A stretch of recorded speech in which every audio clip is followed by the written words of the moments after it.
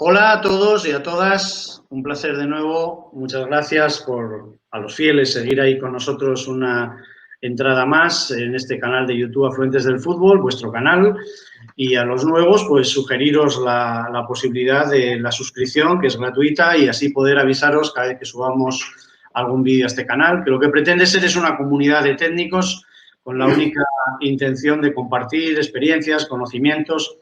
En la ocasión de hoy lo hacemos en directo, con lo cual los que nos podáis estar siguiendo en este mismo momento, pues podréis hacer comentarios o preguntas a Benito, que es nuestro invitado de hoy, por el chat. Y bueno, pues presentar al personaje de hoy es difícil, es acudir al tópico, ¿no? No es posible o sobran las presentaciones, porque su trayectoria, además de su validez en cuanto a la aportación de conceptos al mundo del fútbol, es sobradamente conocida. Se llama Benito Floro, ha sido mi maestro inicial en mi carrera como entrenador y con el tiempo la fortuna tengo de presumir de su amistad y bueno, pues hoy ha vuelto a demostrar su generosidad conmigo acudiendo a nuestro canal. Muy buenas, Benito, ¿cómo estás? Hola, buenas tardes. En principio agradecido por el nuevo acto de generosidad de compartir con nosotros. Como decía, hablar de tu currículum sería extenso, pero bueno, los que sean jóvenes y como no me hayan hecho caso y hayan estudiado historia del fútbol, que es lo que siempre intento recomendarles aquí para saber más de él, pues diré que Benito Floro aquí en España ha entrenado, bueno, desde sus inicios en su provincia y luego pegar el salto a Albacete, a Real Madrid, el Sporting de Gijón, Villarreal, en fin, un largo etcétera de los grandes de la primera división en España. En Ecuador también estuvo en otro grande, el Barcelona de Guayaquil. En México en el Club de Fútbol Monterrey. En Japón también estuvo en el Vissel Kobe. Y bueno, en la selección canadiense, que también ha tocado esa experiencia de selección, tengo el honor de ser ya, pues creo que el tercer seleccionador que se asoma por aquí a este canal, con lo cual, currículum que lo avala, pero sobre todo, para mí, Benito, y creo que para muchos de los que estéis siguiendo esta conversación, es un referente en cuanto a aportación de ideas y de aclaración de conceptos del juego, que a mí, por lo menos personalmente, me ha abierto muchos ojos a la hora de entenderlo. Así que la invitación de charla hoy, Benito, contigo era pues que nos hablases de estos conceptos que pusimos como título a sugerencia tuya y creo que sé por dónde vas, que fuesen conceptos del balompié, no del fútbol, sino del balompié. Yo supongo que por ahí tendrás que empezar aclarando el porqué, el concepto de balompié. No, porque cuando era estudiante en Manzanares, en el instituto, jugábamos muy bien a voleibol, pero nosotros le decíamos balón volea. El, sí, el profesor de educación física, muy bueno, don Acisclo, vino de Madrid y como solo hacíamos baloncesto y fútbol en el patio del instituto, pues él dijo, no, aquí balón volea. Y bueno, éramos rústicos y ya cuando logramos muchas cosas, entre ellas ir a Asturias, a un campeonato de voleibol que había en Oviedo, y gracias a eso y al profesor que me llevó a Gijón a conocer a mi madrina, a su familia, todo lo rollo, ¿no? Y entonces, pues el nombre de balón volea me gusta. Y luego el Albacete balompié, pues también. Pero bueno, en estos momentos yo creo que además de ser una obviedad por ser el nombre del deporte en cuestión, cuando tan poco se juega con el pie, ¿no? Y tanto balón aéreo vemos, a veces es hasta reivindicativo, ¿no? Decir que este deporte se llama balompié, ¿no? A ver, pero bueno, está bien. Fútbol está bien, lo entiende todo el mundo. Y lo que importa es que con quien hables, pues hables fútbol. No ve que te diga balompié, ¿eso qué es? Pero Una, bien. una cuestión que no me gustaría que se me escapase, porque llevamos años sin hablar así con profundidad. Después de toda la trayectoria nos ha pasado a los dos, a ti con más extensión, de trabajo fuera del país, de uno, ¿tienes la sensación de que el fútbol es diferente o solo los matices de cada cultura o de cada país te hacen entender que hay que variar cosas cuando te vas fuera de tu país a trabajar? A ver, hay matices, pero no. Y generalmente son matices técnicos. Es decir, la calidad técnica de los futbolistas. Por ejemplo, si te vas a Brasil o te vas a un país de Sudamérica, Argentina, o lo que sea, pues vas a encontrar siempre más profundidad de lo que se está haciendo en la parcela técnica, ¿no? Pero en el juego es que el que manda en el juego son las reglas, y especialmente la regla del fuera de juego. Entonces, no hay un país que juegue con 10 contra 10. Son todos 11 contra 11, no hay uno que no tenga fuera de juego, que lo existe, etcétera, etcétera. Entonces, las reglas las marcan, están ahí y realmente es una pena que no las interpreten bien y no las analicen bien porque muchos de ellos tendrían más posibilidades de ser exitosos. Por ahí me gustaría que profundizases, ¿no? Porque todo tu montaje de idea colectiva del juego parte de una obviedad también, pero que también se salta generación tras generación, que es entender que este juego tiene unas reglas, ¿no? Y que esas reglas condicionan su forma de jugarlo, ¿no? Y que, como tú bien dices, el fuera de juego, si se estudia la evolución del fútbol en su historia, se ve que es la que fue condicionando las formas de jugar, las variaciones que tuvo esa regla del juego, ¿no? ¿Podrías profundizar un poquillo más en esto, que sé que es un poco la base de todo tu pensamiento en el fútbol? A ver, el fútbol es una rama casi al mismo tiempo que el rugby, o sea, sale de allí. El rugby, pues todos sabemos que tiene esa norma. No puedes echar el balón de cualquier manera, lo tienes que echar desde una línea, etcétera, ¿no? Y eso pues fue cuajando de esa manera, y si uno lee un poquito la historia de veteranos, de gente mayores a nosotros, en este caso nuestro, ahora ya somos mayorcitos, pero teníamos gente muy maja en la mayoría de las capitales, que amaban el fútbol y claro, algunos les tomaban como, esto es una boleta que te va a contar historias, y no, lo que te contaban eran cosas muy evidentes de cómo evolucionaba el fútbol a través de la ley del fuera de juego y cómo implicaba todo eso en la formación y cómo implicaba en las ideas de juego. Y nada, hay que tenerlo claro, es una ley preciosa, que el que la interprete bien es muy agradable. Yo recuerdo que hace poco me hicieron una entrevista, bueno, en esto de la pandemia, al inicio de la pandemia, un buen periodista me hizo bueno, con el rollo este de que si Benito, el Arrigo de España, el Sachi de España. Y yo ya decía en aquella época que ni Sachi ni Sacho, yo Benito Floro y punto. Yo no había ido nunca a ver a Arrigo, pero que cuando lo conocí, una persona extraordinaria, cuando vi a sus equipos, la trayectoria era parecida, él estaba en el Parma, subió a segunda, de segunda subió a primera y de ahí se fue al Inter, ¿no? Algo parecido. Pero también coincide algo en nuestra vida sin que nos conociéramos.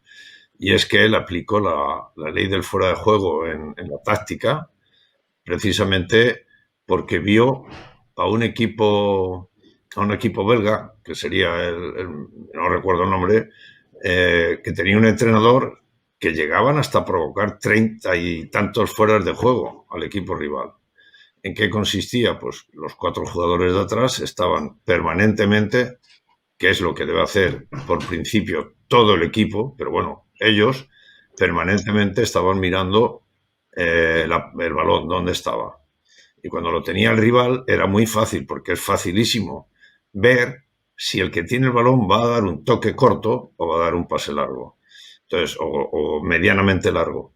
Entonces, en ese momento, los 4 reaccionaban inmediatamente y dejaban a los jugadores del equipo rival en fuera de juego, pero de una manera exagerada.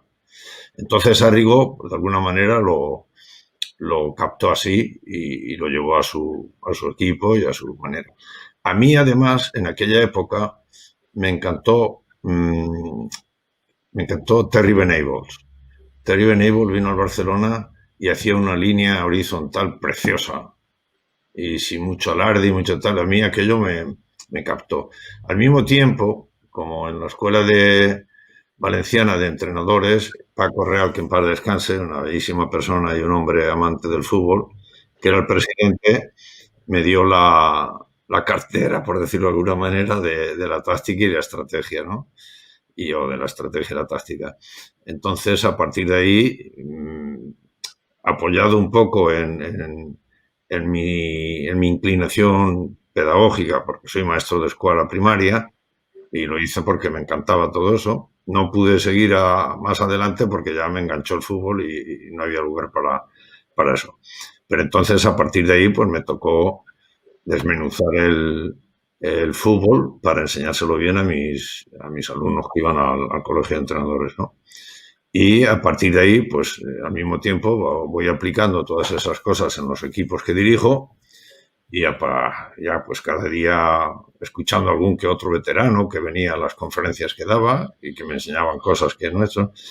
Hay un veterano muy bueno que siempre estará presente y es Ricardo Olivós, que era un abogado de Huelva, un hombre maravilloso que, por decirlo de alguna manera, ese sí que era el verdadero filósofo del fútbol.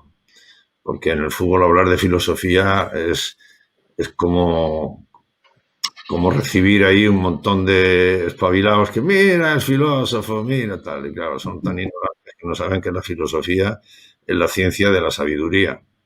Sin la filosofía, todo lo que tenemos de avances y de tales sería imposible. Y este hombre era un hombre cultísimo y nada, estudió el fútbol como desde su origen, es decir, las primeras reglas, los cambios, lo de todo. Y a mí me impactó de una manera muy sencilla y a partir de ahí empecé a comprender bastantes cosas que son muy interesantes para el fútbol y que trato cuando puedo de repartirlas y de bueno, pues eso, de que todo el mundo saque provecho de las enseñanzas de los anteriores. Recuerdo que cuando coincidimos en nuestras trayectorias en el Sporting de Gijón, una de las muchas cosas que me enseñaste y que me recomendaste fue la lectura de Teoría del Fútbol de Ricardo Olivós, que yo creo que también es bueno recomendarlo aquí, aunque alguna vez creo que también se habló de ese libro, y bueno, para precisamente entender el juego, ¿no? Yo ponías además un ejemplo antes de Arrigo Sacchi de cómo se extendió el uso que él hacía de la regla del fuera de juego para cerrar espacios y para defender mejor, estrangular más al rival, y cómo se copió. Me parece que es un buen ejemplo porque sigue siendo así. La historia del fútbol parece ser estos últimos años, con tantos medios de comunicación, va en ese sentido de imitar modas, ¿no? Cómo se imitó en España y cómo recuerdo que, por ser una imitación burda, por no estar basada en el análisis, pues muchas gentes tiraban la línea hacia adelante, no miraban ni esos mensajes que lanza el que tiene el balón de pasar en corto o en largo, ni tan siquiera acosar al balón, y se producían unos rotos de resultados impresionantes, ¿no? ¿No crees que eso sigue sucediendo? ¿No crees que sigue la gente imitando modas al vencedor, que es al que se imita siempre, sin entender todavía la esencia del juego, los fundamentos que sostienen el juego? En cuanto a la ley del fuera de juego, no, porque no la aplican, exceptuando muy poquitos, pero no de los de más altura, ¿no? Y en cuanto a lo demás, pues es un poco... A ver, yo, por ejemplo, en esta conversación me gustaría que los que nos oigan me cuestionen, es decir, que no crean que lo que yo digo es lo que es, en absoluto. Tampoco es una frase que me gusta mucho, esto que acabo de decir, porque si no estás seguro de lo que vas a hablar, ¿para qué vas? Y yo, lógicamente, me considero seguro de lo que voy a hablar, lo cual no quiere decir que tenga que enjuiciar a otros compañeros que hablan, pero que sí que os aconsejo que nos escuchéis, pero que sepáis diferenciar dónde está el grano de la paja. Y eso pues es parte también un poco culpable de las escuelas de entrenadores, que en la asignatura de táctica, estrategia y táctica, realmente, ya empezando incluso por el concepto de estrategia, ya no está bien explicado, ni de lo que demuestra que no se enseña en las escuelas de entrenadores con un sentido real profundo de lo que es el juego, que es simplemente la estrategia y la táctica. Porque todo lo otro es muy sencillo. Es decir, el fútbol es un juego técnico deportivo. El juego porque implica una competición contra otro. Es deportivo porque tienen que hacer giros, saltos, volteretas, lo que haga falta, es decir, actividades físicas. Y es técnico porque tienen que dominar un balón, que es un objeto móvil, que tiene muchas posibilidades de llegar por arriba o por abajo. Entonces, en torno a eso, yo creo que hay que tener la siguiente idea muy clara, y es que ese juego implica que si tienes que tener una buena condición física, la tienes que trabajar. y luego hablaremos de eso si hay lugar. Si tienes que tener una buena condición técnica, tienes que seleccionar y tienes que crear futbolistas que dominen bien no solo una pierna, sino las dos. A pesar de que unos digan, pues este fue un fenómeno solo con una, bien, de acuerdo, pero es mucho mejor los que son ambidiestros que no el que uno solamente, porque a ese que solo utiliza bien una pierna, si le marcas bien, que eso es uno de los defectos de no entender la importancia de los marcajes en función de tanto del futbolista que vas a marcar, sea individual o sea por zona, cuál es su posición más peligrosa si la recibe. Entonces, si solamente tiene una pierna, le marcas su pierna y le anulas el 50% de su trabajo. En fin, una serie de cuestiones muy importantes que acaban diciendo, y si eso implica una competición, significa que va a haber un tiempo que lo tiene el rival y un tiempo que lo tienes tú. Es decir, tú el balón no lo tienes siempre. Puedes tenerlo más tiempo, pero no siempre. Y eso significa que tienes una situación defensiva y una situación ofensiva, que ambas tienen dos cosas. Una es que si quieres hacer gol tienes que tener el balón. Y si lo tienes, tienes que protegerlo para hasta llegar a hacer gol. Y en la defensa pues lo tienes clarísimo. Si lo quieres recuperar, tienes que estar marcando a los jugadores y estar permanentemente mirando al futbolista que tiene el balón. Porque el futbolista que tiene el balón es el que te va a decir siempre lo que va a hacer. O sea, es imposible que un futbolista quiera hacer un pase largo y ponga la pierna, el gesto físico de la pierna, como un golpeo de interior. Eso es imposible. Tiene que marcar la zancada, el pie adelantado. Entonces, todas esas cosas se resumen, como decía Ricardo Olivos, se refiere en entender cuál es la filosofía del fútbol. Es decir, la filosofía se encarga siempre, en cualquier ámbito, se encarga siempre de detectar lo que se da siempre en esa acción. Es decir, los humanos nos movemos, estamos hechos de acciones permanentemente. Entonces, ¿qué es lo que tiene una acción que se dé permanente? Esto, bueno, pues eso es la esencia de esa acción. Hay un golpe franco, lateral, hay un saque de esquina, hay un ataque combinado y todos esos tienen una manera que lo marca la experiencia de cómo hacerlo mejor. Todas esas cosas en la escuela de entrenadores no se estudia, no se repasa, pero no. Y eso es un déficit porque cuando el entrenador o el alumno comprende lo que significa la esencia de una acción y su principio o fundamento, pero ¿cómo hay que hacerla? Vale, ya lo sabemos cómo hay que hacerla. Pues vas conociendo el fútbol de una manera muy sencilla y eso hace que tus futbolistas sepan claramente cómo jugar, cómo hacerlo, que no significa que vayan a ganar, pero sí que tienen que hacer lo que tienen que hacer. Ahí, ¿qué ocurre? Que por eso digo que cuando se nos escucha, los que damos conferencias de vez en cuando, pues bueno, que captemos cosas, que captéis cosas o asuntos que os interesen, pero que no los llevéis con los ojos cerrados. Bueno, yo, por ejemplo, ahora, preparando un poco esta charla contigo, he estado leyendo, no me gusta decir nombres, pero bueno, he estado leyendo a dos técnicos muy, muy cualificados y, bueno, acabas de leer eso y dices, si yo que le he dedicado tantos años al fútbol no sé lo que significa, ¿cómo los chicos jóvenes que empiezan o los entrenadores van a entender esto? Es decir, ¿cómo van a entender que el ejercicio físico no es necesario hacerlo, que eso es una historia pasada del atletismo, o al revés, decir, no, hay que hacerlo todo muy bien en pretemporada, 40.000 kilómetros. No, por favor, ni tanto ni tan blanco en ninguno de los dos casos. Lo que es más importante es que el entrenador, primero la escuela de entrenadores, sepa cuáles son las acciones fundamentales del fútbol, tanto en defensa como en ataque. Y eso, si tú se lo preguntas a entrenadores, no te lo van a saber decir bien.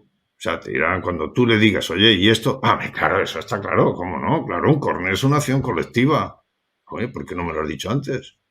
Entonces, lo que hay que hacer es enseñar que lo importante para el entrenador, que ese es otro punto de otro entrenador que no digo nombre, pero que influyó mucho en muchas cosas, yo no las consideraba positivas y la razón estaba ahí, y es que venía a decir algo así como que yo no quiero futbolistas que obedezcan, yo quiero futbolistas que piensen, que pregunten, que resuelvan.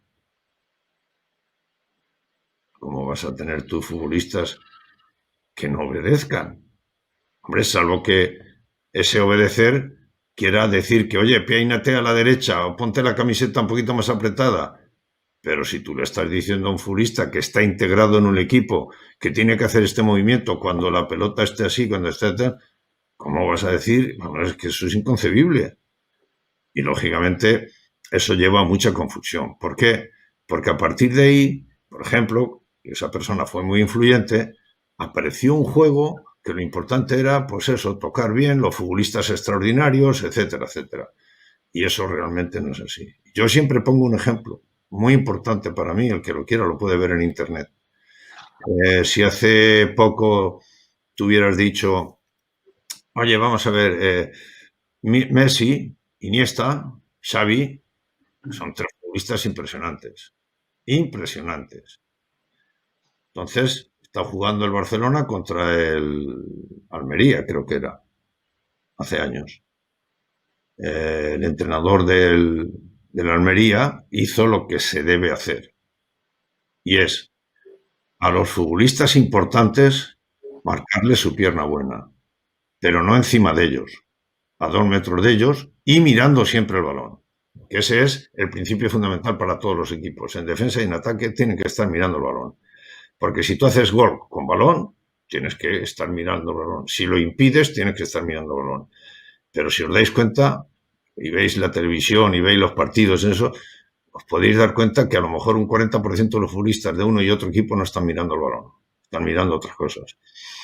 Bueno, entonces a partir de ahí, ese entrenador hizo ese trabajo, el Barcelona ganó en su casa 1-0 de milagro, porque la Almería tuvo posibilidad de hacer 2 goles, y los señores Messi, Xavi y Iniesta, con muy buena voluntad, no recibieron ni una sola patada, pero apenas pudieron tocar los balones.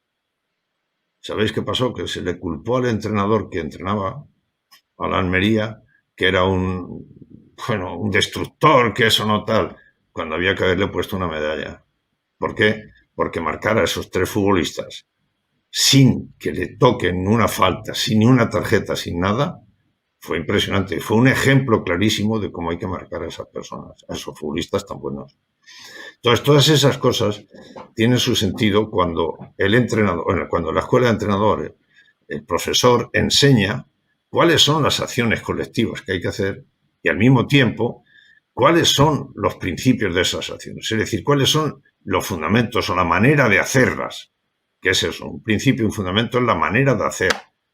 Porque la esencia va a ser la que viene de origen.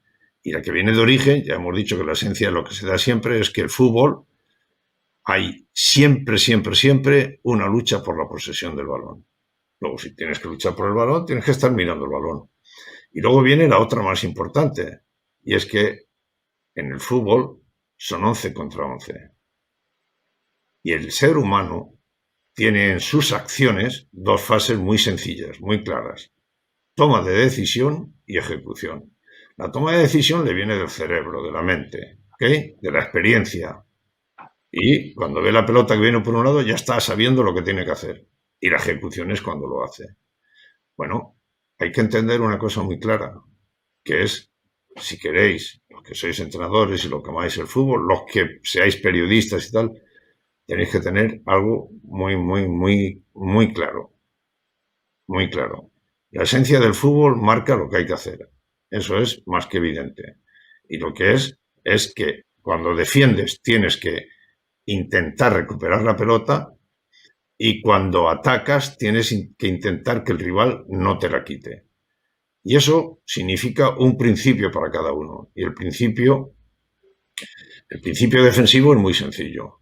Sí, lo que quería expresar es que la escuela de entrenadores no está para discutir con entrenadores que ya hayan sido, que no hayan sido, que tengan una idea, tal, sino contrastar que eso es así. Es decir, esto no es política, esto es seleccionar las cosas que se hacen fundamentales para un entrenador. Y esas son saber cuáles son las acciones, porque hay que tener claro las acciones colectivas, porque hay que tener claro que la persona, como persona, toma una decisión y la ejecuta. Pero un equipo tiene que tomar una decisión como si fuera una sola persona y ejecutarla como si fuera una sola persona. ¿Y cómo se consigue eso? La única manera de conseguirlo no es que el futbolista lo haga por sí mismo, sino porque el entrenador, el director técnico del equipo, que es el entrenador, o bueno, como quieran decirle, le explica cada jugada colectiva cómo tienen que situarse, cómo tienen que hacer el movimiento necesario para que esa jugada acabe, si es de ataque en la portería rival y si es defensiva en recuperarlo. ¿Cómo hacerlo para ir desentrañando un poco esa esencia si en la escuela de entrenadores ya empezamos con conceptos erróneos, ¿no? Por tanto, con entrenadores que van a salir sin entender el juego, ¿no? Pues De estrategia y de táctica. Cuando el concepto de estrategia es solo las acciones a balón parado, están cortando ya todo lo que es el plan de actuación de una estrategia, ¿no? En cualquier faceta de la vida, ¿no? Claro, es que eso son, ya te digo, a ver, que se dijera estrategia, las jugadas, las acciones a balón parado, tenía en su origen un sentido, y era que una jugada a balón parado implica que tú puedes pensar cómo hacerla, cómo... En fin, la estrategia simplemente es detectar qué es lo que tú quieres hacer, detectar qué impedimentos tienes, detectar qué objetivos, si los tienes para poderlos hacer, tienes que llevar adelante para obtener el éxito que tú quieres. Eso es lo que es estrategia. Y la táctica es el desarrollo de ese plan. Es decir, tú te quieres comprar un coche y tienes que ver si tienes dinero o no, si esto, aquello, lo demás allá, si lo puedes conseguir por hipoteca, por lo que sea, pum, pum, pum, y lo compras. O no lo compras. Pero en este caso tienes que jugar y lo tienes que comprar. Bueno, pues eso es la estrategia. ¿Qué ocurre? Que en aquella época antigua las acciones a balón parado se podían pensar.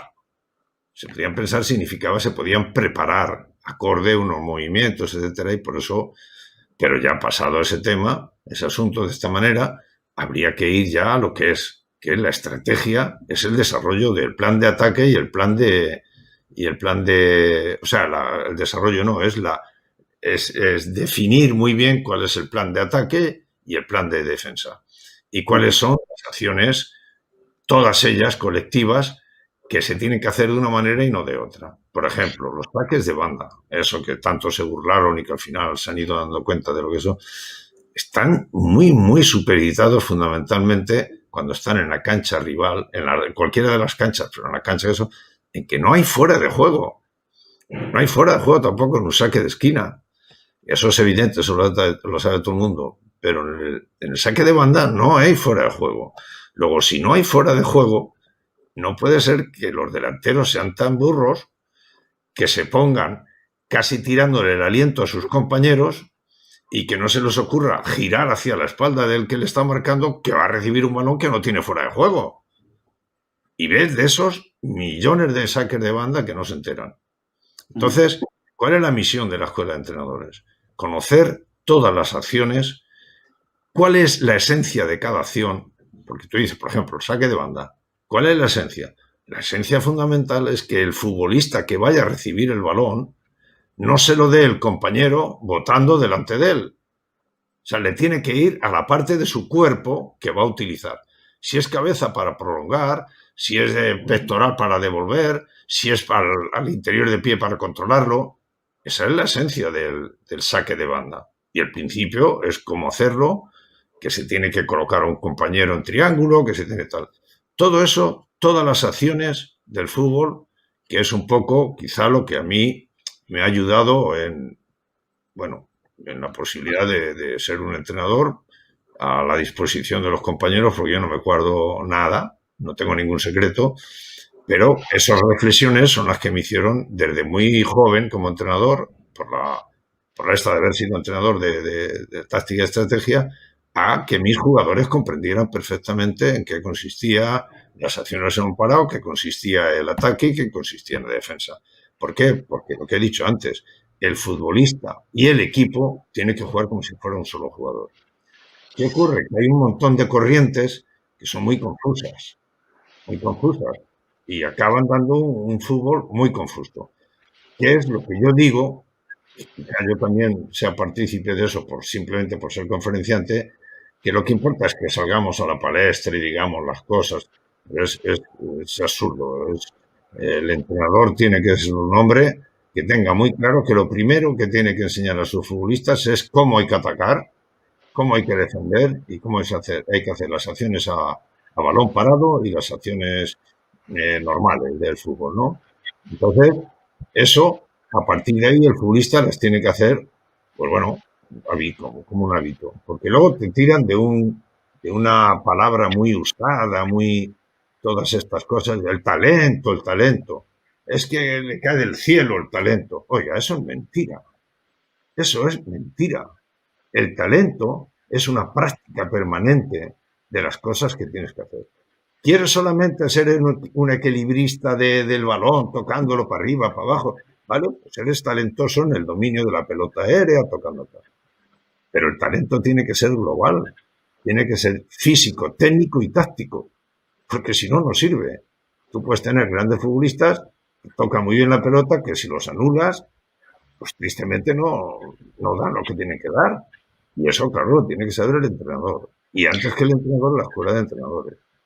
Hablabas de esa falta de formación de los entrenadores en las escuelas, pero también de esos entrenadores que salen de esas escuelas hacia los chicos, porque hay una contradicción en lo que estás comentando, es que se exacerba ahora hoy en día el tema y el concepto de que el jugador es importante que sea un tipo que interprete bien el juego, que tome bien decisiones. Pero ¿quién le enseña?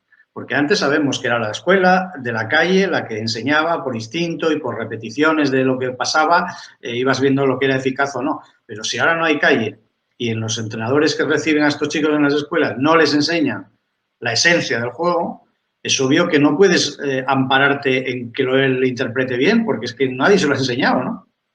Pero es que eso pasa. A ver, no nos pongamos cascarrabias como si nosotros tuviéramos la pócima de hacer las cosas bien. Pero hay que tener una sensatez y eso es evidente.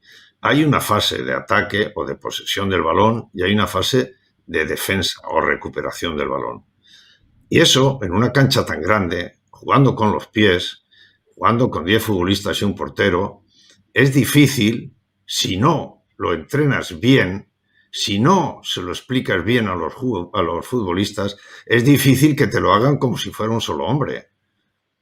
Un ejemplo sencillo, tú estás atacando al equipo rival y en el círculo del área rival del equipo que tiene, del equipo rival, en ese círculo te roban la pelota. Y tú eres uno que has dicho, oye, en cuanto no tengamos pelota y estemos en un cacha para atrás, a replegarnos que no, porque te consideras un equipo flojito. Oye, ¿por qué? ¿Y por qué no dices atacar en ese momento si no tiene posibilidad de hacer un pase largo? Atacar defensivamente.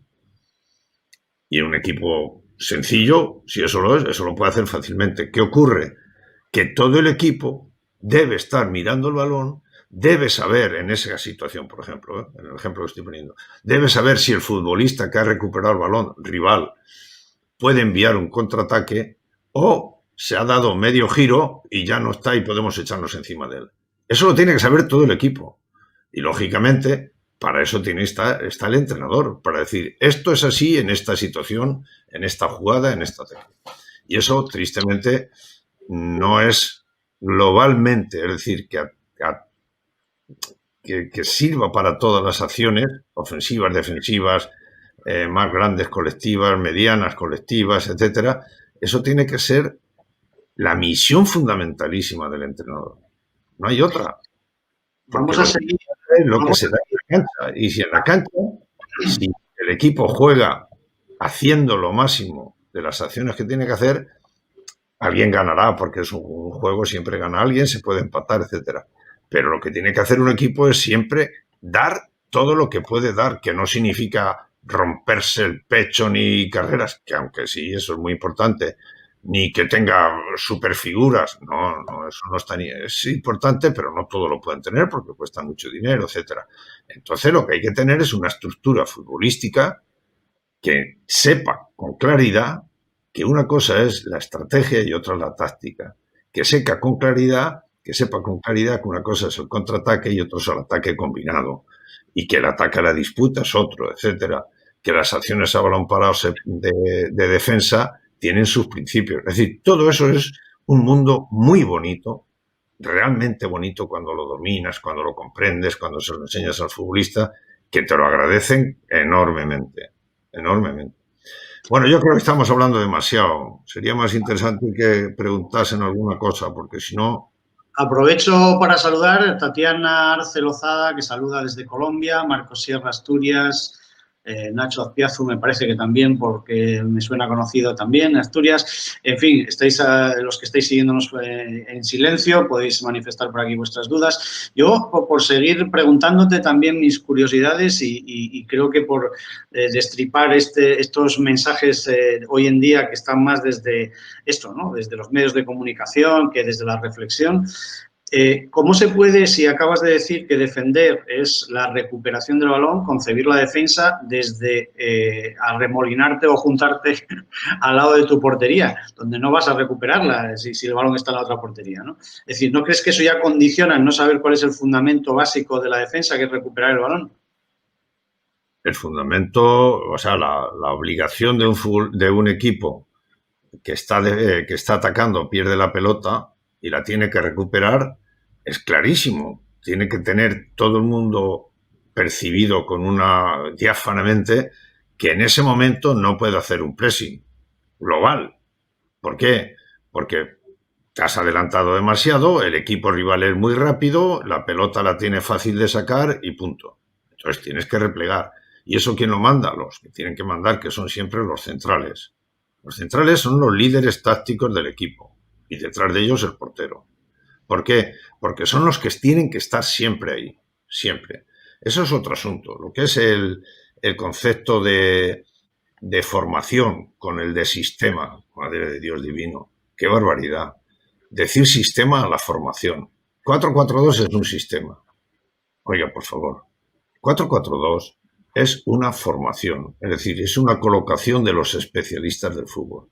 El fútbol tiene el especialista del portero, de los centrales, de los laterales, de los medios centros, de los extremos y los delanteros. Puedes poner media punta si quieres, todo eso está bien. Pero eso es lo que manda el fútbol, no lo que diga Perico de los Palotes, yo que estoy ahora diciendo eso, no.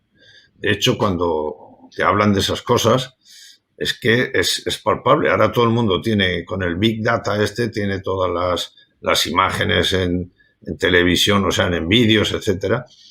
Y si te das cuenta, hacen una plataforma muy buena que es desde arriba del todo, toman los datos de dónde ha estado ubicado un futbolista. De hecho, veis muchas veces en la televisión, veis hay unas manchas de colorines grandes que significa dónde más veces ha estado ese futbolista. Bueno, cuando eso se le hace a cualquier equipo del mundo, tener por claro que la formación es 4-4-2. Puede estar un poquito desequilibrada, pero todos. O sea, cuando te dice que yo 5-3-1 y al contraataque y lucha, yo el 4-2-3-1, yo el 3-3-3-28. Vale, de acuerdo. Vale, vamos a verlo ahora. Todos, ojo, salvo que hayan salido de cachondeo, que han salido a ser competitivos, el fútbol dice 4-4-2, clarísimo. Luego hay unas estructuras. ¿Qué significan estructuras? Que a esa formación, en un movimiento de ataque, modifica su posición. En un movimiento de defensa, modifica su posición. En un movimiento de fuera de juego que no lo tienes, no puedes hacer defensa diagonal, como decían dos personas con las cuales hablamos mucho de eso del fútbol y que se habla mucho en Sudamérica y tal y cual, que la línea defensiva tiene que ser diagonal. No, oiga, eso es un error tremendo. Eso es un error tremendo. ¿Por qué? Porque el marcaje zonal está soportado, por la ley del fuera del juego. Es decir, si tú te quieres en tu cancha defender con una línea o una línea de 4 o de 5 de los que quieras tener en la defensa, que lo hacen en diagonal, es imposible que tengas un marcaje zonal. Es difícil, y es que no es imposible. Y no había manera de convencerles. Hasta que el periodista que estaba con nosotros dijo, oye, que yo no soy entrenador, y lo he entendido clarísimo. O sea, son cosas que hay que tenerlas claras. Y en el ataque lo mismo. Si tú quieres hacer un ataque que vaya siempre por el centro, fenomenal. Fenomenal. Extraordinario para el defensor. ¿Por qué? Porque te está viendo, tiene la portería a la espalda, todo el equipo tiene la portería a la espalda, están mirándote, cuando levantes el pie van a saber si la vas a enviar a la derecha o a la izquierda, si quieres ir por el centro te van a machacar porque están los dos mediocampistas, los dos delanteros, están los dos centrales. Entonces, ¿qué te dice el fútbol más claro que el agua? Esto le dice clarísimo, que tienes que atacar por la banda. Pero claro, atacar por la banda implica unos movimientos muy importantes y que además, ojo a eso, lo hace clarísimo. ¿Usted quiere tener un equipo que juegue bien a fútbol? Que juegue bien a fútbol para la mayoría significa jugar bien en ataque. Sí, sí, me interesa. Pues oiga, si usted no tiene dos medios centros con capacidad de pases largos a izquierda y derecha, eso es imposible. Eso es imposible. Y que luego, sin decir nombres, veas a técnicos de élite, de mucha élite, que tiene a esos dos medios centros, pero en vez de tenerlos uno a la derecha y otro a la izquierda, lo tiene uno delante y el otro detrás. Con solo un futbolista anulas a los dos. Entonces, es una serie de situaciones que se dan en las acciones colectivas grandes, que la obligación de la escuela de entrenadores es enseñarla, pero a rajatabla, y no darle el carné a quien no haya demostrado que sabe cuál es su responsabilidad. Y hoy es más triste todo lo que se está dando en las escuelas, porque hoy ya se puede hacer por otro lado, que no sea la federación, ya tal, y es muy difícil. Pero quien paga el pato de eso son los entrenadores, que se lo sacan con la ilusión, que no sacan unos conceptos claros y que luego no tienen que hacer nada más que imitar a los que por ahí han hecho algo positivo, pero bueno, tal, y otros que le decimos cosas que a lo mejor no son correctas, pero bueno, es lo que hay. En esa misma línea, yo creo, de falso conocimiento del juego, es la otra terminología que está mal usada, y la acabas de decir, lo del sistema, ¿no? Es decir, que se diga que el sistema es simplemente la formación, el esquema del juego, en fin, lo que se quiera decir, rompe con todo lo que es el engranaje de armar ataque y defensa que tiene que hacer un entrenador para que el equipo sea equipo, es decir, sea uno, ¿no? Y por ahí que se oiga decir que mi sistema es el contraataque. ¿Cómo se puede decir que un equipo juega al contraataque? ¿Qué pasa? ¿Las demás formas de ataque y fases del juego no las va a hacer porque solo va a entrenar el sistema, en su sistema, el contraataque? Es absurdo, ¿no? Bueno, ese es el único punto que tiene un matiz ahí que hay que seccionarlo bien. Es decir, en un equipo normal, si se enfrenta a un equipo muy poderoso, es evidente, y muy poderoso no solo en ataque, sino en defensa. Es decir, que te van a hacer unos pressings absolutos, como hacía la naranja mecánica. Entonces ahí quizá te tengas que plantear ciertas cosas que son muy importantes.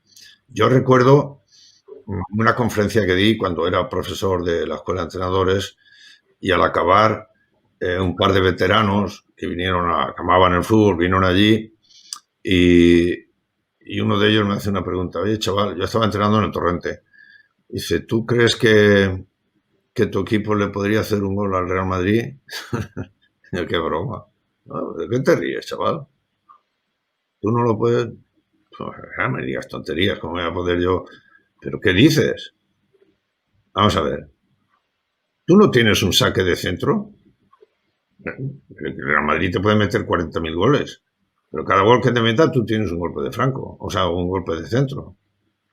¿No se te ha ocurrido que enviándolo largo al lateral izquierdo del equipo contrario, tú ya estás preparado para ir allí con 5 corriendo, porque el balón va por el aire, y que en alguna de ellas se pueda romper la pelota a tu favor y que te hagan una falta y tirar, o que hagan un córner ellos y tirar un gol, y ahí ya de cabeza ahí la pueda meter. Digo, hombre, también lo veo. Pero es posible. Lo que no es posible es que salgas tocando desde atrás y te haga eso. Entonces, te hacen reflexionar. La gente que ya tiene experiencia te hace reflexionar, ¿no? Y entonces, para que todo eso se dé bien, la escuela de entrenadores tiene que tener unas ideas muy claras de explicar muy bien lo que es estrategia y lo que es táctica. Y previamente tiene que definir muy, muy bien cuáles son las acciones reales. Las mínimas son las que intervengan dos futbolistas, pero las demás tienen que ser clarísimas como el agua. No puede ser que el principio de la estrategia y la táctica sea la cobertura. Pero es razonable. Si tienes tres líneas, es indudable que el portero está protegiendo a los centrales, que los centrales están protegiendo a los medios centros, que los medios centros están protegiendo a los delanteros cuando defienden. Es que no hay más historia. Pero todo eso lo tienes que organizar en tu sistema. Lo que no puedes organizar es un sistema basado en que solo vas a hacer contraataques. A eso me refiero, ¿no? Ya, pero es que hay cosas que depende de tu calidad que sí se puede hacer. Te decía esto por el saque de... porque tú eres consciente de que el equipo rival, si tú intentas, te la roban, porque la lucha muy bien, son gente muy alta, muy atlética y tal, te vais a llevar y te meten 20.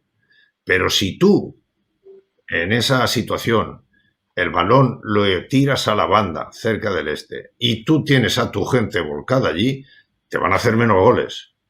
Y va a haber la posibilidad de que en un golpe franco que se equivoquen ahí porque son más chulos que tú y tal, de que, bueno, vayas allí y de un pelotazo salga algo, no sé. Hombre, esas Por eso son... digo que el sistema es un poco más complejo, ¿no? El sistema es lo que tienes organizado para tu equipo en todas esas circunstancias. Cuando hay que jugar en largo, cuando hay que jugar combinativo, cuando hay que hacer un contraataque, cómo hacerlo. Eso es el sistema, pero esa gente que se define su modelo de juego como un modelo de juego combinativo, ¿y qué pasa? ¿No haces contraataques? O al revés, ¿no? Mi modelo es contraataque. ¿Y qué pasa? ¿Que no vas a hacer ataques combinativos o juego largo, como estás diciendo? Eso es todo el sistema. Ya, pero eso es, por ejemplo, como ahora. Ahora hay una corriente desde hace años con lo de la periodización y todas estas cosas. Y bueno, ahora ves a dos equipos que están haciendo rondos permanentes durante casi todo el partido. Rondos grandes. Entonces, acabas diciendo, bueno, ¿qué sistema de juego es ese? Porque el sistema de juego implica qué acción dominante. Tú cuando atacas tienes la posibilidad de hacer un contraataque, tienes la posibilidad de hacer un ataque combinado, tienes la posibilidad de hacer un ataque a la disputa. Entonces, de esas acciones globales, tú vas a elegir la que más te interesa sin despreciar a las otras. Si eres un buen entrenador, entrenarás todas, pero profundizarás en la que más se adapta a tu estilo de juego, o sea, a la calidad de tus futbolistas, a la calidad de todo. Entonces, ¿qué es el sistema de juego? No es la formación.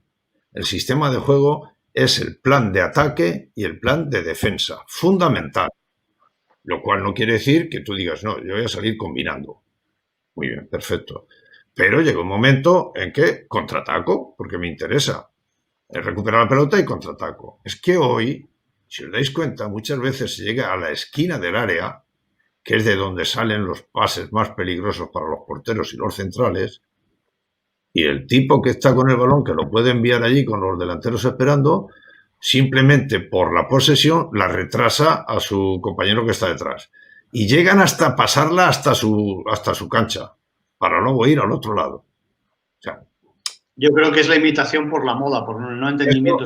Pero se nos incorporan maestros, Benito, y quiero trasladarte lo que me dice algún maestro que los que aparecen por aquí por el chat. Hay un señor que nos ha enseñado mucho a todos, se llama Mikel Echarri, que conocerás bien, y que te manda, dice buenas tardes pareja, feliz año nuevo a vosotros y a todos los oyentes. Saludo fuerte para mí.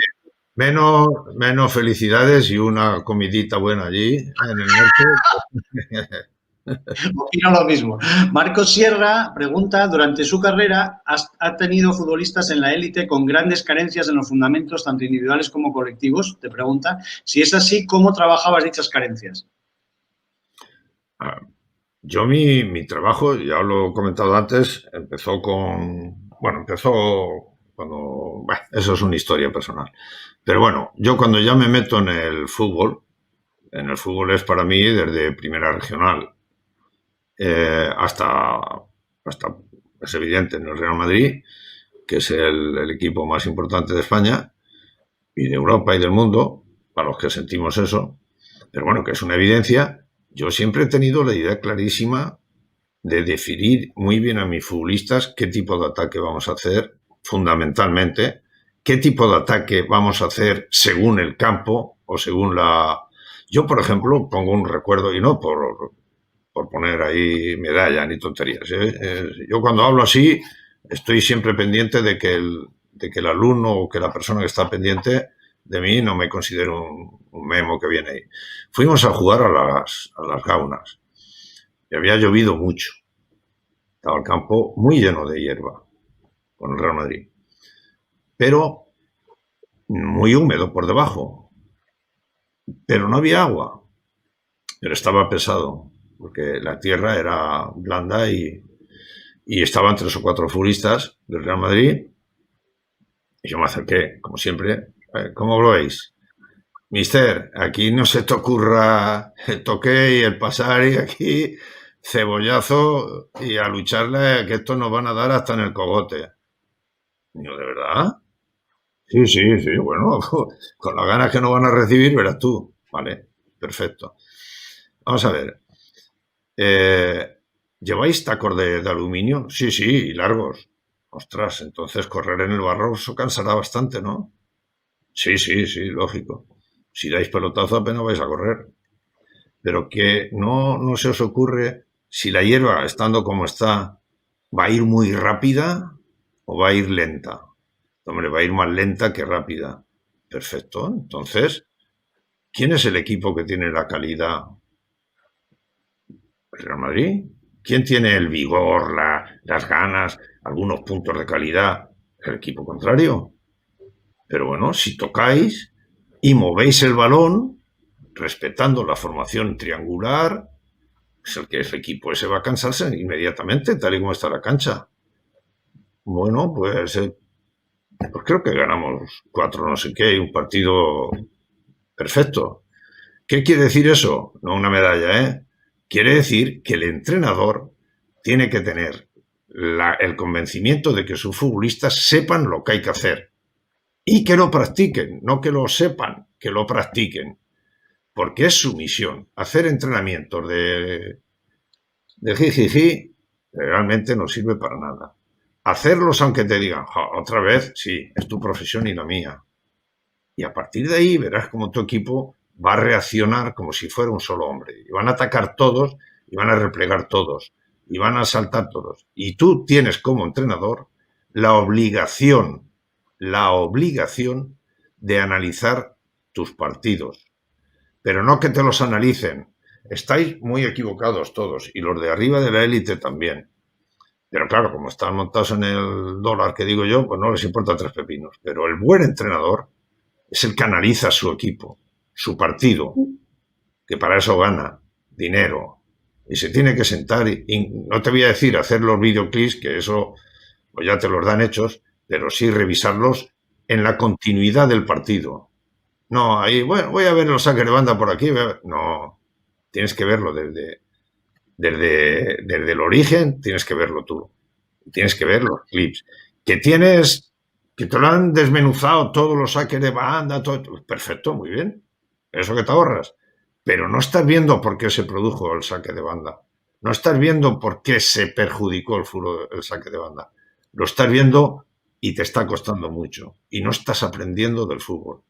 Y eso os lo digo de corazón porque en ese sentido sí que, así como hablan de que yo fui un que aparece por ahí diciendo cosas, yo lo que sí sé es que lo que hoy hacen todos esos plataformas, yo la hacía con 2 vídeos, uno que grababa y el otro que editaba.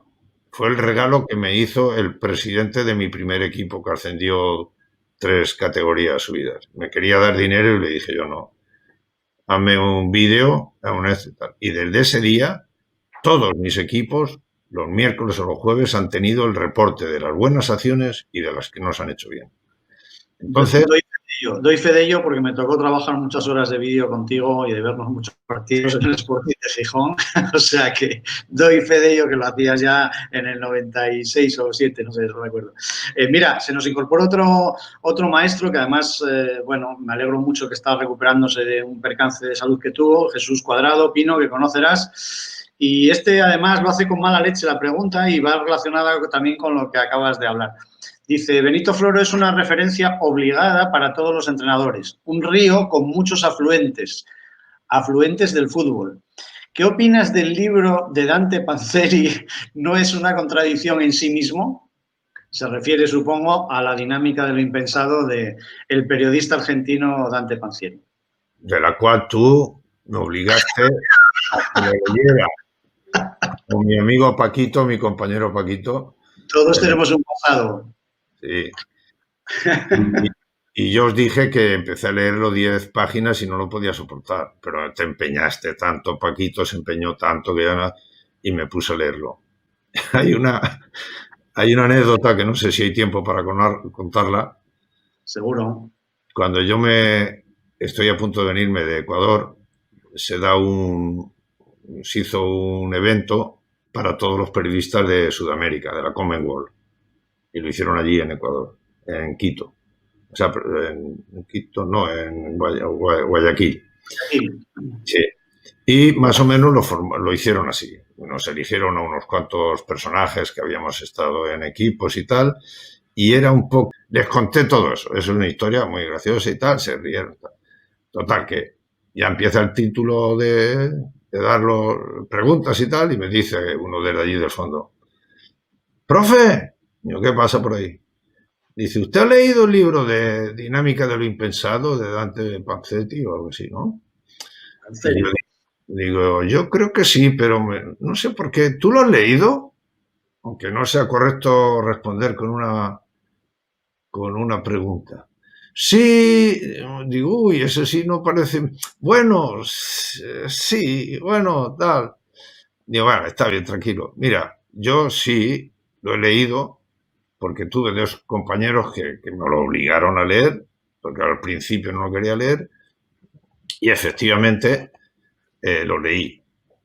Y te puedo decir que es la Biblia de los entrenadores argentinos y todo esto y tal, y el periodismo. Digo, pero resulta que es una contradicción absoluta. Digo, porque si lo lees, te darás cuenta que el 80% de las páginas las dedica en negativo al entrenador. Que si somos robotizadores, que si no, que cortamos el speed de la inspiración, la tal y pipan. Y él mismo, en las 20 últimas páginas o el 20% de final de su novela, se hace una autopregunta. ¿Qué haría yo si fuera el técnico? Y le dije a todos ellos, ¿sabéis cuál fue la palabra que más empleó? Orden, orden y orden.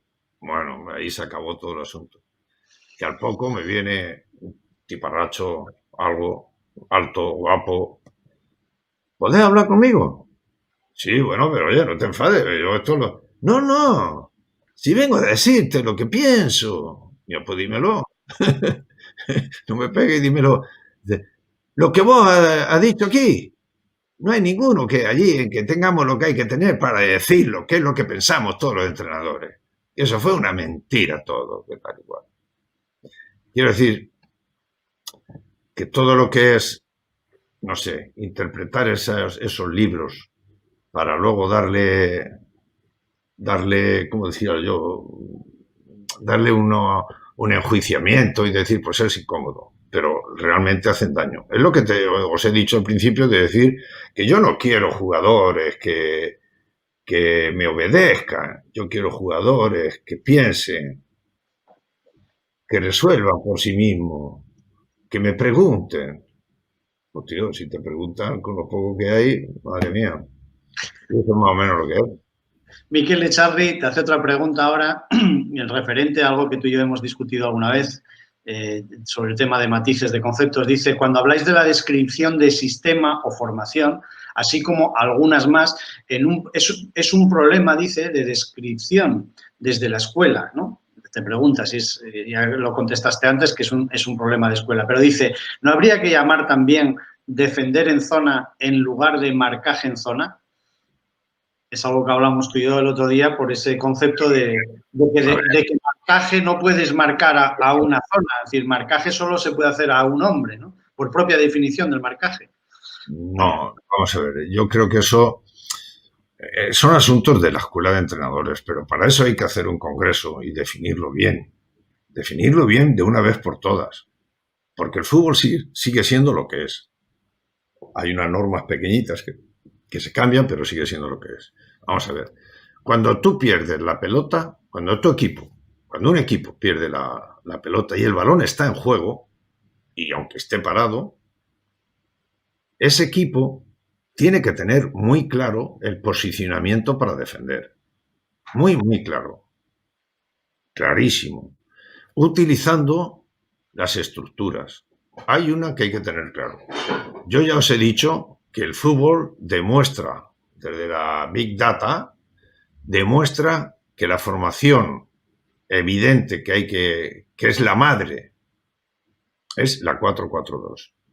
Entonces, si tú aplicas lo que todo el mundo anterior, o sea, veterano, sabe en qué funciona el fútbol en ataque, que es 2 delanteros centros, uno que salga para que el central le siga y crear un hueco, hacer una diagonal, que es muy importante.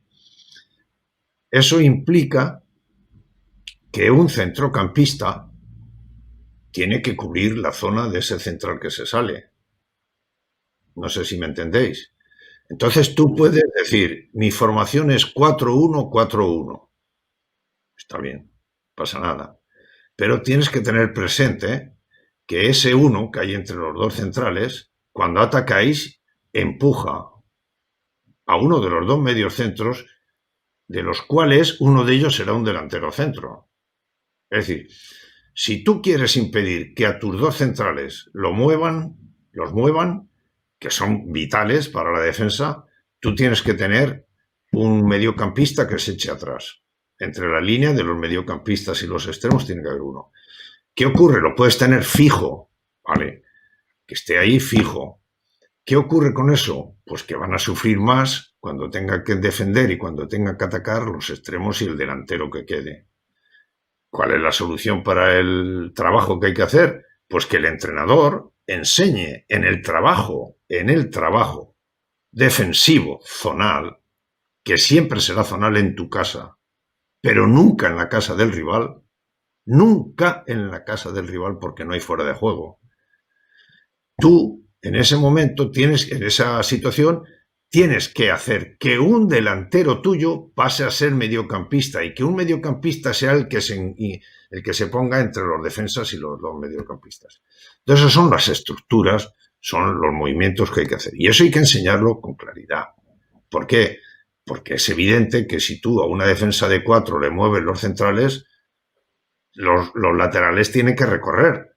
Y entonces están dejando mucho más abierto el pasillo de los laterales, que es por donde viene el peligro. Es que cuando se estudia el fútbol en su intensidad, en sus acciones, en sus principios, en sus esencias, te das cuenta que es lo que tienes que hacer por encima de lo que tú crees o creías que tenías o dejabas de tener. Porque es el fútbol que te lo dice. No hay más historia. Si, Yo creo que Miquel va más relacionado a su pregunta a lo que es la definición, ¿no? Si marcaje es la acción que hace un jugador sobre su oponente cuando no tienes balón para que él no actúe, es sobre el oponente, no es sobre una zona. Entonces él dice, ¿cómo se habla de marcar una zona? Se hablará de defender una zona. Me ha faltado tocar ese asunto, sí, perdonad. A ver, cuando tú defiendes, cuando tu equipo defiende, tiene dos situaciones, que esté defendiendo en la cancha rival o que esté defendiendo en tu cancha, ¿vale? Si tú estás defendiendo en la cancha rival, por narices tiene que ser un marcaje al hombre, con un líbero. Eso es así de claro. De claro, clarísimo. Puede haber permutas, pero tiene que ser un marcaje al hombre. ¿Por qué? Porque no hay fuera de juego en la cancha rival. Eso es impepinable. Ahí no se puede hablar de marcaje zonal. Eso es un marcaje al hombre desde donde todos tus jugadores estén y ahí se tiene que repartir el trabajo para que no salga la pelota de allí. Si tú te repliegas en tu portería, en tu campo, tú ahí tienes que hacer un marcaje zonal. ¿Por qué? Porque te ofrecen el mejor defensor del mundo mundial. La ley del fuera de juego. Que ni le sacan tarjeta, ni la expulsan, ni nada. Y sin embargo, te agiliza muchísimo, o sea, te evita muchísimo que te canses. Pero lógicamente, a partir de la defensa, de la línea de los defensas, los otros tienen que estar haciendo un marcaje mixto. Mixto. ¿Por qué? Porque va a haber futbolistas que no tienen el balón, pero estarán en su territorio. Y habrá un futbolista de ellos que envíe la pelota si quieren progresar. Todos tienen que estar viendo eso. ¿Qué ves ahora en un partido? Ves en un partido que tardan muchísimo en llegar a presionar al rival. Y que los equipos de entrenadores jóvenes que hay, que lo están haciendo bien, inmediatamente que despejan el balón, salen a la línea hacia adelante. Eso es importante. Se marca cuando un futbolista va a hacer un desmarque en diagonal o una recepción de balón, se marca indudablemente al hombre, pero se marca desde una zona. Mikel, es que eso es impepinable, no se puede, son dos complementos. Uno, el futbolista que la puede recibir y otro, la distancia que va a haber. Y dices que no hay más pepino. Entonces, por más que marques en zona, si tú marcas en zona y al jugador que tienes a 10 metros le dejas coger el balón, tú no es que estés marcando en zona, tú eres tonto. Tú eres un zana, bueno, tu entrenador no te ha enseñado. Eso es evidente. El citado... Pero es muy importante que tengáis claro que en la cancha rival hay que marcar al hombre. Al hombre, no zonal. Al hombre, acordarse de eso. El citado Ricardo Olivós decía que las dos acciones básicas del fútbol era marcar y desmarcarse, ¿no? Que sí, ahí definía toda la esencia de lo que es jugar al fútbol a nivel colectivo, ¿no? Claro, es que es así, no hay otra manera. Pero, ¿qué significa? Es que vamos a ver, el marcaje zonal no significa un marcaje, como te diría yo, de todo el equipo en un... No, si el balón va por la izquierda en una banda y hay un extremo y hay un mediocampista que si se la das, ya os he dicho que si en un equipo hay dos mediocampistas que pasen largo el balón al otro lado, ese equipo tiene un montón de tanto por ciento de jugar bien y de hacer peligro. ¿Por qué? Porque el principio defensivo lo dice claro. Tienes que tener a todo el equipo defensivo en tu cancha, ¿eh? Tienes que tenerlo mirando al balón y con tu portería a tu espalda. ¿Para qué? Para que el rival, si quiere atacarte, te ataca por el centro y lo estás viendo y le rompes. Entonces el rival va a atacar por la banda.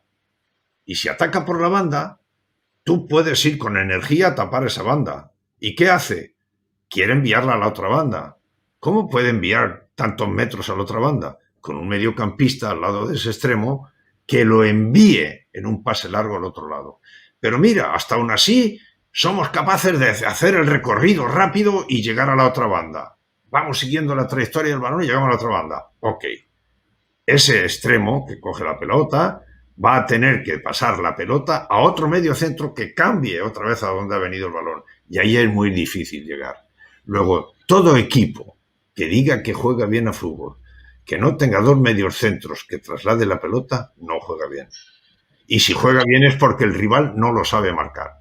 Y no lo sabe marcar, Mikel, no solo al hombre, sino no lo sabe marcar zonalmente. Porque marcar zonalmente es estar mirando siempre el balón y a los futbolistas que lo pueden recibir. Y eso es maravilloso. ¿Por qué? Porque tú puedes tener dos rivales delante de ti, uno a la derecha, otro a la izquierda, separados 10 o 15 metros de ti, y tú estás haciendo el marcaje de esos dos, sin ningún problema. Solamente con estar mirando al balón. Porque te va a decir el que tiene el balón si alguno de ellos va a recibirlo. Y ahí, en el momento en que le levanta el pie para tocarlo, ya sabes tú dónde va a ir. Entonces, claro que es un marcaje zonal, que es un marcaje al hombre, O sea, al hombre no, es un marcaje a los hombres que están a su alrededor, a su proyección. Miquel, ¿Sabes? Eso apúntate, no lo considero un asunto de mucha discusión porque no hay que darle más vueltas, es lo que es. Miquel, que es hombre de poder en el fútbol, apúntate la idea de Benito de hacer un congreso nacional en el que podamos debatir sobre estos conceptos y ponerlos en claro, porque sería importante. Ahí, bueno, se nos suma más gente por aquí que saluda, que es también Miguel Soto, otro técnico joven que es de los que más saben sobre Laureano Ruiz, que es un hombre que también admirarás, supongo, Benito. Y quería comentarte, para ir cerrando, un concepto, ya que estamos hablando de ellos, pues que a mí me cambió mi forma de entender la organización defensiva en mis equipos y que tú me enseñas. Luego leo cosas con Felipe Galloso y con otra gente, pero tú fuiste el primero que me hablaste de él, que es el concepto de acoso. Sería interesante que lo compartieses y sobre todo que valorases la importancia que tiene en la organización defensiva, porque antes hablábamos de los que malinterpretaban a Arrigo Sacchi y lo copiaban, y sin embargo dejaban sin acosar al balón, con lo cual les armaba unos destrozos terribles, ¿no? Con ese adelantamiento de la última línea. Coméntanos un poquito cómo ves ese concepto y la importancia que le ves a la hora de defender. A ver, el acoso sí que realmente tiene 3 puntos fundamentales.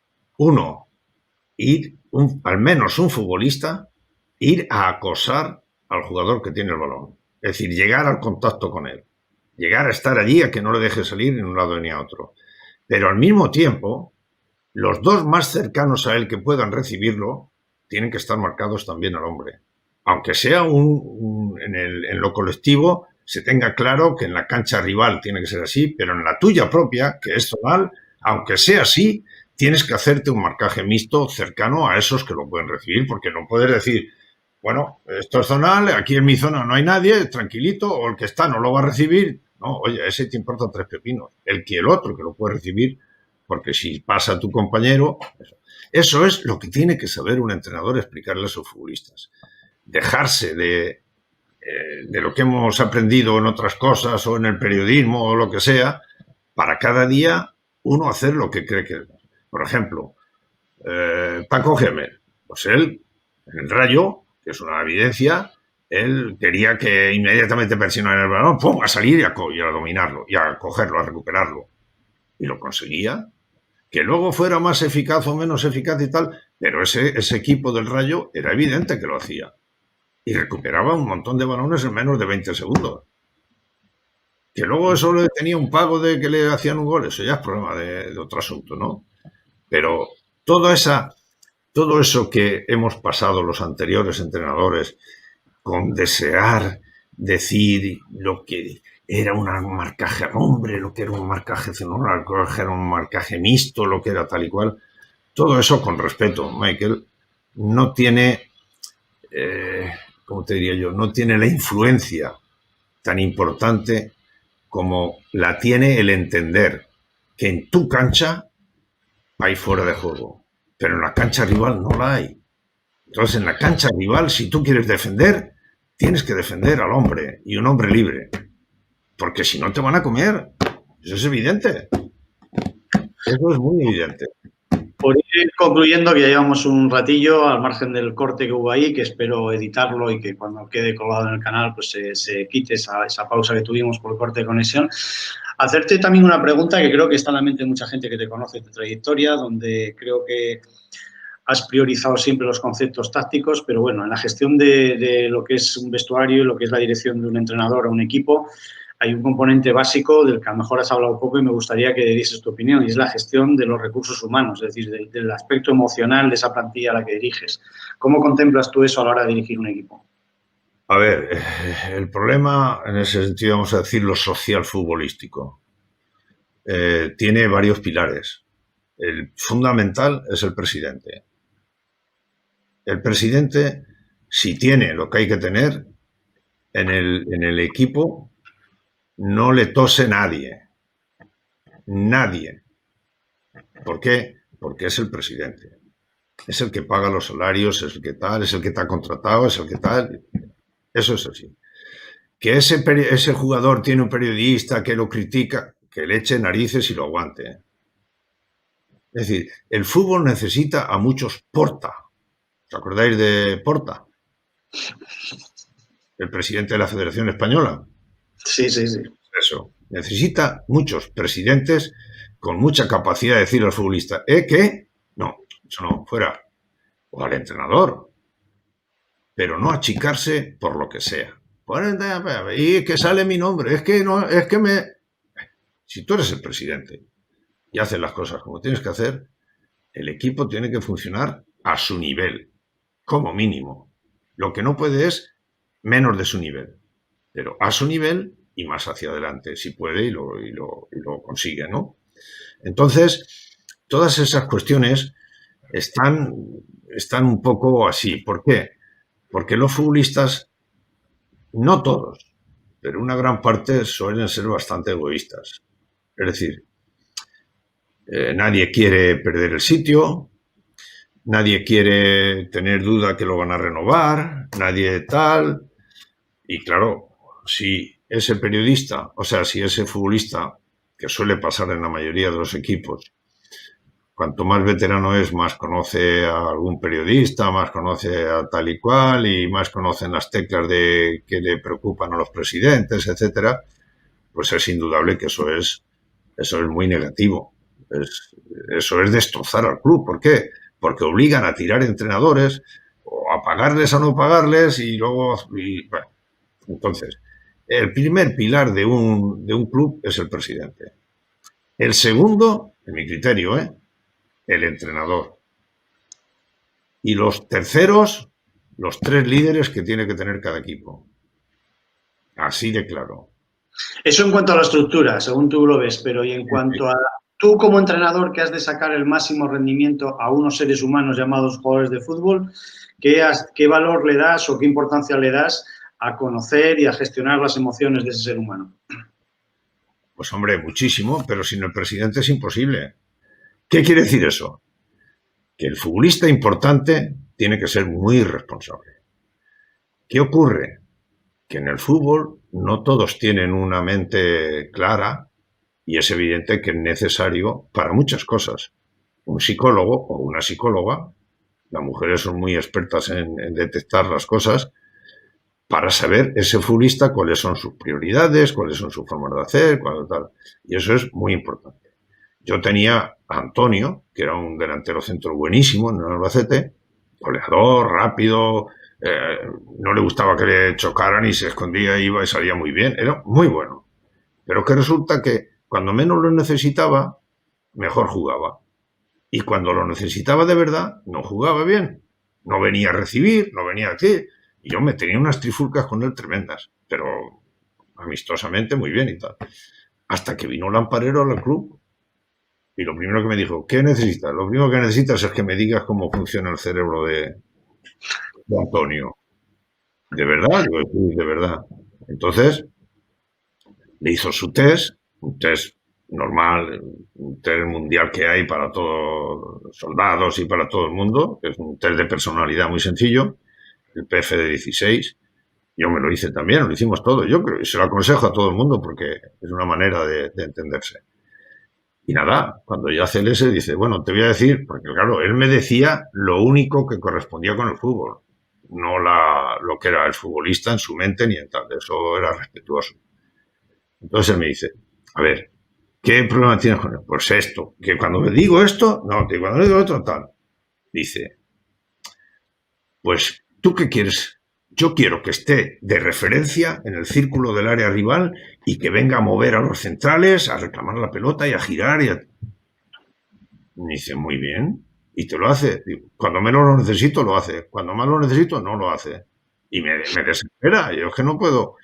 Y me dice, porque él va por metas. ¿Qué significa que va por metas? Tú, cuando vayáis a salir al campo a jugar ya, le dices, ven aquí. Dice, te apuesto lo que quieras, que en los 15 primeros minutos no has tocado un solo balón. Hecho, mister. Nos dimos la mano. Una cena en no recuerdo el restaurante, pero muy, muy bonito. Digo, vale, perfecto. Se pasaba el sinvergüenza levantándome la mano. 1, 2, 3. ¿Por qué? Porque tenía el reto. Y eso es muy importante, conocer a los futbolistas, qué les preocupa, qué no les preocupa, cómo reaccionan. De hecho, aprovecho para decir, con todo eso del limón que se dijo del Real Madrid y todas esas cosas, que yo hice un test.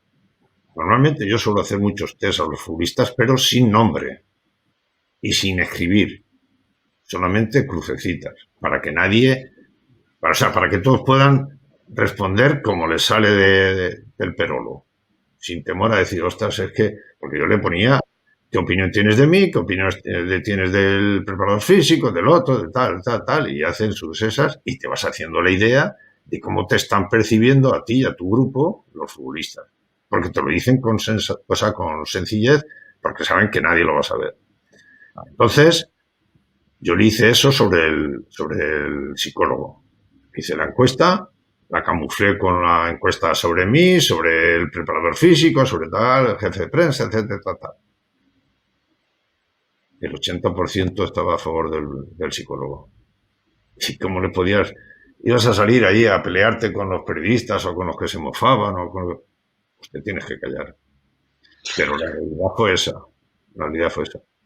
Y Creo que demuestra que la segunda temporada, como algo ocurrió que no quisieron ni a Lamparero ni a Ciudad, o sea, no quisieron, no, que ellos no se sentían bien porque veían que los futbolistas no intervenían, era porque había ya un desajuste emocional enorme entre ellos, una cohesión que no existía.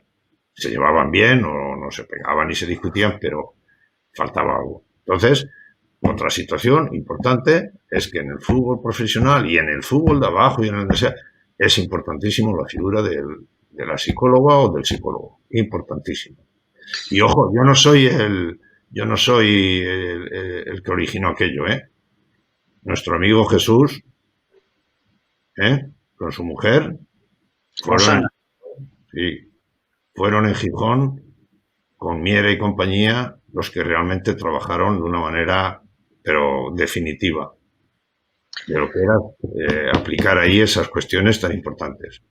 Jesús García Barrero, que para descanse, y Rosana hicieron de verdad que apuntalar esa figura del psicólogo. Tú estabas en la cúspide bueno, fuiste un avanzado también en impulsar esa figura, pero como hablé con Jesús en más de una ocasión, ¿en qué medida crees que esa decisión de incorporar un psicólogo en un equipo técnico, que creo que en pleno siglo en el que estamos no tenía ni que tener ni un segundo de cuestionamiento, no se cuestionó más por no adaptar la psicología clínica que apostaban muchos psicólogos que entraron en el fútbol por una psicología deportiva, es decir, aplicada al deporte? ¿No crees que ese fue un poco el echar para atrás esa figura? Yo te voy a ser sincero. Yo me crié en La Mancha, en Manzanares, en aquellos institutos que Girón, el ministro de Educación de Franco, creó, porque no podían ser doctores ni médicos ni tal igual, y entonces dijo, mano de obra con calidad, y lo hizo muy acertadamente. Bueno, en aquel instituto internado, pues yo, la verdad es que no sé cómo viví una etapa muy bonita de mi vida. Y en uno de los cambios que hacen en el colegio, en el internado, perdón, es que nos cambiaron a un cura por un fraile. Y el fraile era un hombre muy místico, era una persona así un poco eso, que lo primero que nos hizo fue en una libreta, o sea, en una hoja de papel grande, que le escribiéramos el Padre Nuestro y el Ave María. Y que al final firmáramos, sin más. Pues todo aquello más fácil que en 10 minutos lo hicimos. Pum, pum, pum, pum, pum. A la semana siguiente empezó a llamar uno a uno y a todos nos iba diciendo cómo éramos, qué cualidades teníamos, qué defectos teníamos, qué tal y cual. ¿Por qué? Porque era un experto en grafología. Entonces, eso no se me fue de ahí y dije, es cierto, hay que... Porque con mis amigos y conmigo mismo, digo, de lleno. O sea, lo que decía era, entre los amigos nos dijimos, mira lo que me ha dicho, mira, tal, tal. Y coincidía, o sea, no había eso. Y entonces llegué a comprender, cuando ya tuve que manejar cosas, por ejemplo, Paco López, el entrenador del Levante, fue un futbolista pequeñito que hice yo en una escuela de aquí en Silla. Y bueno, una historia muy bonita. Vale. Entonces, a partir de ahí, yo concibo que cuanta más presión, más estrés, Más situación, más quítate de pulgas de encima, menos apoyar a este, al otro, tal. Y entonces, siempre que pude, fue allí, lo tuve. Siempre que pueda y no haya ningún problema, lo tendré. A pesar de que ya, pues, la experiencia te hace ver lo que sí y lo que no. Pues muy bien, Benito, no quiero ocupar más tu tiempo. Ha sido un nuevo regalo, en este caso de Reyes, como prometí a la gente que nos sigue por aquí, escucharte, genio y figura hasta la sepultura, como ahora han podido escuchar los que no lo conociesen. Y bueno, en este caso, como dije también por redes sociales, creo que habéis comprobado, los que no lo conocéis, que por encima de acuerdos y desacuerdos, escucharle nunca te deja indiferente y nunca te deja igual, ¿no? Siempre te hace cuestionarte cosas de base que ni te habían pasado por la cabeza cuestionarte. Yo creo que es el gran valor de Benito por encima de currículums y de victorias y de éxitos. Es el currículum de una persona que allá donde ha trabajado ha dejado una semilla de cuestionamiento, que yo creo que es lo que defendemos mucho en este canal, cuestionarse todas las cosas de la vida, incluso las realidades más certeras. Dime por último.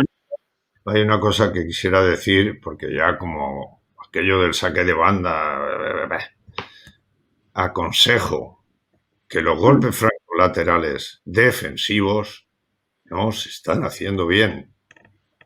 No se están haciendo bien y están originando muchos goles desde hace mucho tiempo. Y si no goles, posibilidades de gol del rival. No se está haciendo bien el posicionamiento en los golpes francos laterales, defensivos. El que quiera, ya que lo pregunte y le daré... Claro, explícalo, no lances la piedra y escondas la mano. Yo no, a ver, igual que en los saques de esquina, ¿eh? Igual que en los saques de esquina. ¿Cuál es el principio que marca la defensa? Y la defensa no es solamente cuando te están atacando. La defensa es un saque de banda, un saque de esquina. Todo eso es defender. ¿Qué te dice el principio defensivo? Es decir, ¿qué te dice la experiencia defensiva? Que tú tienes que tener siempre el balón delante de ti, los rivales que lo tienen y los que lo pueden recibir, bien posicionadas tus piernas, porque si tienes las dos piernas a la misma altura ya estás retrasándote un paso. Y la gente no concibe eso, pero es importantísimo. Entonces tú tienes que estar siempre con un paso adelantado, con un pie adelantado, con una pierna adelantada, que es la que te lleva y te impulsa, que es del atletismo, sí señor, del atletismo, pero así es. No se ve nunca a un corredor de atletismo que sale con los dos pies a la misma altura. Nunca, siempre hay uno detrás y adelante. Pues en el fútbol es exactamente igual, ¿vale? Entonces, dice eso el principio defensivo. Tienes que estar mirando el balón, tienes que tener tu portería a tu espalda y procura tener un pie adelantado, o sea, una pierna adelantada. ¿Por qué? Porque el rival va a buscar echarte el balón a tu portería, entre tu portero y tu defensa. ¿Por qué? Porque en ese momento que la pelota está llegando, son 20 futbolistas los que van cara al portero, que no lo matan de casualidad. Van los rivales y los propios. Y encima no te permite hacer un fuera de juego, que es importantísimo. Provocar un fuera de juego en esos golpes francos laterales es vital. En el saque de esquina es imposible, porque no hay fuera de juego. Pero en los golpes francos laterales hay fuera de juego. Y tienes que ser inteligente, aprovechar, pero para eso lo tienes que entrenar mucho. Es que es la labor del entrenador. Las señales, que una te la pueden escuchar y decir que tienes otra, y calculas todo eso. Todo eso es lo que tienes que hacer para disfrutar con tu equipo, y tu equipo contigo. Y eso es, tú ahora mismo en el chat del Albacete ves cosas y tal, y ahora ahí han sacado las estas de 40 goles, no sé qué tal, y lo más que ves es la alegría que tenían ellos cuando por una acción a balón parado, cuando... Eso es lo que es. Y entonces, cuando tú en ese golpe franco lateral, que por ejemplo el balón está a la altura del banquillo, que ya es una altura, muy bien, puedes tener tu línea de defensas o tu línea defensiva la puedes tener en el borde del área. No hay problema. ¿Por qué? Porque si el rival quiere meter el balón al punto penalti, tu portero lo ve y le da tiempo a llegar. Clarísimo. ¿Qué ocurre cuando ya es la mitad? Es decir, 15 metros más delante. A 15 metros del área y a 15 metros a 15 metros del área. ¿Qué ocurre ahí? se siguen quedando no solo a la misma altura de la raya del área, sino que incluso avanzan un poquito más hacia el balón. Madre de Dios divino. Torpes los que ponen la pelota y torpes los que hacen eso. ¿Por qué? Porque si el que pone la pelota la pone roscada al punto de penalti, el portero no llega y los otros no llegan. Incluso si llegan, ellos mismos pueden hacer gol en su propia portería. No voy a decir nombre, pero tenía un ex futbolista mío que estaba en un equipo que le hacían, yo le veía las jugadas tal, y se lo aconsejé. Hazme caso. Hazme caso. Ahí le vinieron la mayoría de los goles. Y eso que no era un futbolista tuyo que te iba a salir bien con él. Encima vas y le das el paso. ¿Y qué ocurre cuando el golpe franco ya es un poquito casi a la altura de la línea del área? Pues quedan igual en la frontal del área grande. No, señor. Las dimensiones son, o sea, las referencias son la línea del área mayor, el punto de penalti y la línea del área pequeña. Todo lo demás es cosa del portero.